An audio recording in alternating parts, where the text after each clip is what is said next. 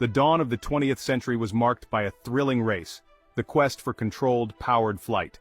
Two names stand out in this pursuit: the Wright brothers, Wilbur and Orville, and the Brazilian aviator Alberto Santos Dumont. While the Wright brothers are often credited with inventing the airplane, Santos Dumont's achievements present a compelling counter-argument. This debate hinges on the definition of airplane and the context surrounding each inventor's approach. The Wright brothers, hailing from Ohio, focused on achieving sustained, controlled flight. Their approach was meticulous and scientific, involving countless experiments with gliders and wind tunnels. Santos Dumont, a wealthy and flamboyant figure in Paris, approached flight as a public spectacle, emphasizing the development of aircraft that could be easily maneuvered and flown in public demonstrations. Both inventors shared an unwavering passion for conquering the skies, but their motivations and methods diverged significantly. The resulting controversy over who deserves credit for inventing the airplane continues to spark debate even today. The Wright supporters point to their successful 1903 flight, while Santos Dumont's proponents highlight his public flights in 1906, which were widely witnessed and documented. This essay will delve into the technical details of each inventor's aircraft and examine the key moments and breakthroughs that marked their respective journeys to achieve flight. By exploring the claims of both the Wright brothers and Santos Dumont, we can gain a deeper understanding of the complexities surrounding the invention of the airplane. This historical analysis will shed light on the technical innovations, personal ambitions, and cultural context that shaped the early days of aviation. The Wright brothers' approach to flight was characterized by methodical experimentation and rigorous scientific analysis. Their journey began with gliders, meticulously designed and tested to understand the principles of lift and control. They built their own wind tunnel to gather precise data on the aerodynamic properties of various wing shapes. This data-driven approach allowed them to refine their designs and develop a deep understanding of the forces at play during flight. The Wright Flyer, their groundbreaking aircraft, was a product of years of research and development. It featured a biplane design with a wingspan of 40 feet and a weight of just over 600 pounds. The wings were constructed from spruce wood and covered with unbleached muslin fabric. Control was achieved through a system of wing warping, a technique that allowed the pilot to adjust the shape of the wings to control roll and maintain balance. The Flyer was powered by a 12-horsepower, 4-cylinder, gasoline engine designed and built specifically for the aircraft. This engine drove two propellers via chains, providing the necessary thrust for takeoff and sustained flight. The Wrights' pioneering use of propellers, based on their understanding of aerodynamics, was a key innovation that set their aircraft apart. On December 17, 1903, at Kitty Hawk, North Carolina, the Wright Flyer took flight for the first time. Orville piloted the aircraft for a brief 12 seconds, covering a distance of 120 feet. This momentous occasion marked the first successful, sustained, controlled flight of a heavier-than-air machine powered by an engine.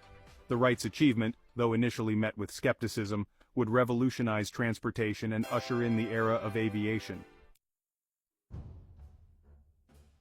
Alberto Santos Dumont, a Brazilian living in Paris, approached flight with a different philosophy.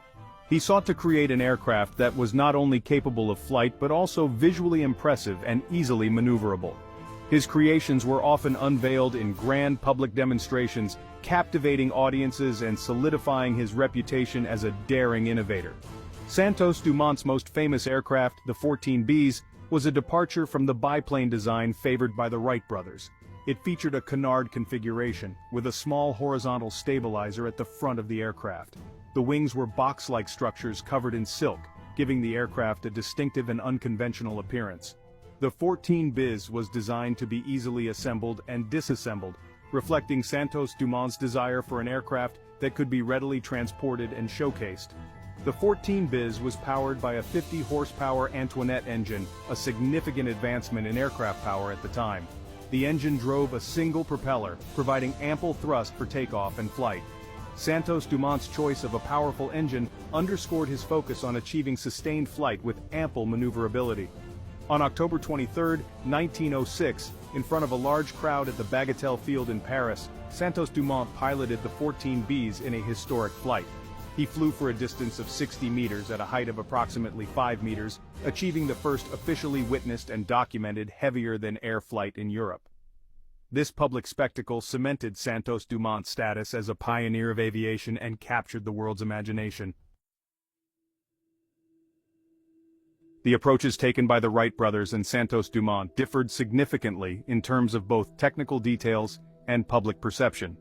The Wrights' meticulous experiments and focus on control resulted in the Flyer, a relatively lightweight biplane capable of sustained, controlled flight.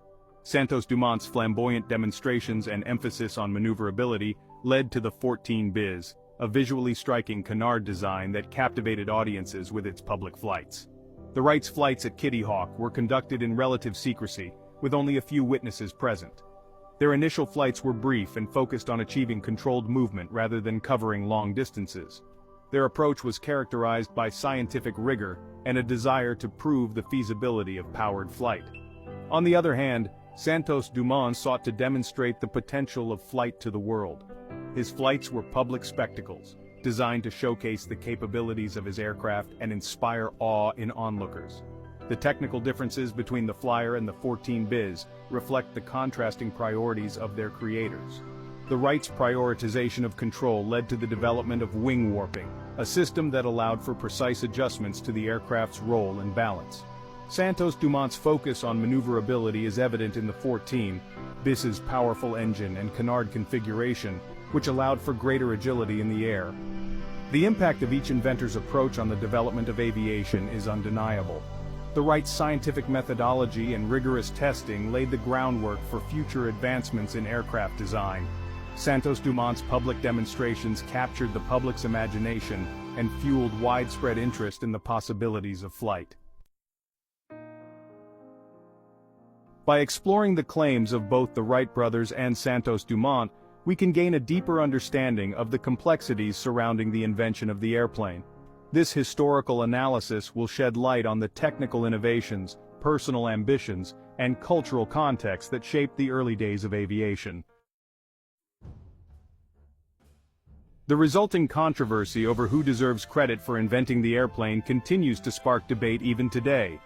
The Wright supporters point to their successful 1903 flight, while Santos Dumont's proponents highlight his public flights in 1906, which were widely witnessed and documented. This essay will delve into the technical details of each inventor's aircraft and examine the key moments and breakthroughs that marked their respective journeys to achieve flight. By exploring the claims of both the Wright brothers and Santos Dumont, we can gain a deeper understanding of the complexities surrounding the invention of the airplane. This historical analysis will shed light on the technical innovations, personal ambitions, and cultural contexts that shaped the early days of aviation.